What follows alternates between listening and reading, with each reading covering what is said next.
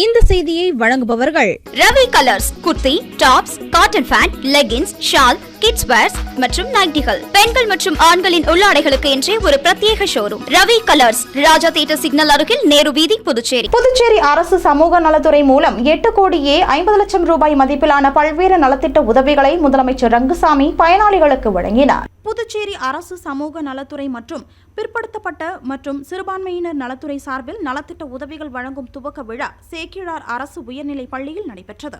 சமூக நலத்துறை அமைச்சர் தேனி ஜெயக்குமார் தலைமையில் நடைபெற்ற இந்த விழாவில் சட்டப்பேரவைத் தலைவர் செல்வம் முன்னிலை வகித்தார்.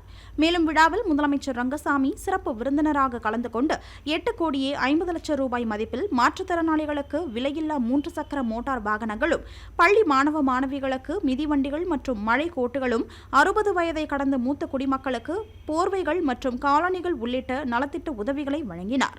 இந்த நிகழ்ச்சியில் சமூக நலத்துறை இயக்குநர் ராகினி, துணை இயக்குநர் ஆறுமுகம் மற்றும் சமூக நலத்துறை அதிகாரிகள் உட்பட பலர் கலந்து கொண்டனர்.